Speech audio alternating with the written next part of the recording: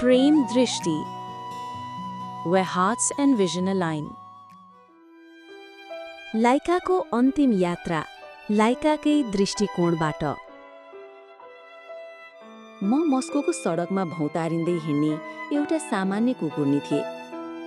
मसँग न त घर थियो न त माया गर्ने कोही।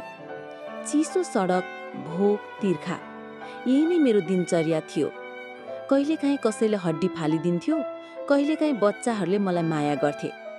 मलाई थाहा थिएन म एक दिन संसारकै सबैभन्दा ठुलो यात्रामा निस्कनेछु।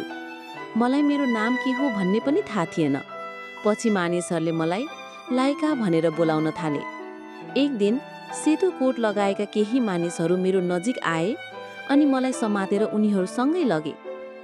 म डराएँ, सोचे फेरि कतै फाल्ने हुन् कि पिट्ने पो हुन् कि। तर उनीहरूले मलाई खाना दिए, न्यानो ठाउँ दिए। मैले उनीहरूको अनुहारमा भरोसा गर्न थाले। उनीहरूले मलाई अनौठो किसिमको तालिम दिन थाले। साँगुरो बाकसमा राख्थे, ठुलो आवाज सुनाउँथे, शरीर काप्ने गरी कम्पन दिन्थे। मलाई थाहा थिएन यो सब किन। म केवल सोच्थे, के मैले केही गल्ती गरेकी छु? किन मलाई यति यातना दिइन्छ? तर मैले धैर्य गरेँ, किनभने म त मान्छेप्रति अझै भरोसा राख्थे। अनि आयो त्यो दिन, नोभेम्बर 3, 1957। मलाई एउटा धातुको बाकस जस्तो ठाउँमा राखे। बाहिर धेरै मानिसहरू थिए, सबै खुसी, उत्साहित। तर मेरो मनमा डर थियो। मैले वैज्ञानिकहरूको आँखामा हेरेँ, मलाई लाग्यो उनीहरू पनि भावुक थिए। मेरो शरीरमा भारी लुगा जस्तो पोसाक लगाइयो अनि मलाई धातुको पिजरा जस्तो क्याप्सुलमा राखियो। मलाई थाहा थिएन यो यात्रा एकतर्फी हुनेछ भनेर। अचानक ठुलो आवाज आयो, गर्जन, आगो, धक्का। मेरो शरीर आकाशतिर तानियो। रकेटको गर्जनले मेरो कान पोल्यो। म डरले काम्दै थिएँ त्यो धातुको बाकसभित्र।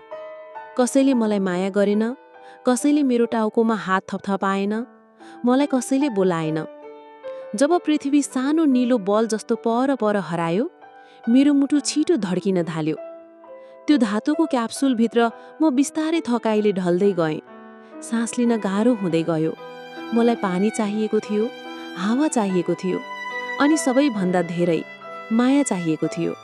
म अन्तिम क्षणमा सम्झिरहेँ त्यो पहिलो दिन, जब सेतो कोटवाला मानिसहरूले मलाई सडकबाट उठाएका थिए। मैले सोचेकी थिएँ, अब म एक्लै हुँदिनँ, अब मैले माया पाउनेछु। तर अन्तिम सत्य के रह्यो भने म अझै पनि एक्लै थिएँ, बस पृथ्वीको सट्टा अन्तरिक्षमा। म थकाइदै गएँ, तर अन्तिम क्षणसम्म म केवल एकै कुरा महसुस गरिरहेँ, मैले कसैलाई धोका दिएको थिइनँ। मैले त केवल भरोसा गरेकी थिएँ।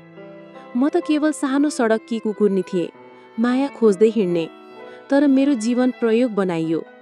मानिसले आफ्नो सपना पूरा गर्न मेरो संसार खोसे। मलाई न त सोधियो न त फर्कने बाटो दिइयो। तर यदि मेरो बलिदानले मानिसहरूलाई भविष्यमा नयाँ बाटो खोलिदिएको छ भने म चाहन्छु तपाईहरू प्राणीहरूप्रति अझै दयालु बन्नुहोस्। हाम्रो जीवनलाई सस्तो नठान्नुहोस्। यो कथा लाइकाको वास्तविक घटनाबाट लिएको हो, जसलाई 1957मा स्पुत्निक 2मा अन्तरिक्षतर्फ पठाइएको थियो। तर उसको यात्रा कहिल्यै फर्किएन। निष्कर्ष, लाइकाको दृष्टिकोणले यो कथाले हामीलाई झकझक्याउँछ। उनी नायक थिइन्, तर जबरजस्ती बनाइएकी नायक थिइन्। उनको पीडा मानव सभ्यताको प्रगतिको अँध्यारो पाटो हो। तर उनको आत्माले भने केवल एउटा कुरा मात्र चाह्यो, त्यो हो मानवता। यो भिडियो अन्तिमसम्म हेरिदिनुहुने सम्पूर्ण दर्शक महानुभावलाई हृदयदेखि धन्यवाद दिन चाहन्छु। यो कथा हजुरहरूलाई कस्तो लाग्यो कृपया आफ्नो अमूल्य प्रतिक्रिया दिन नबिर्सनुहोला।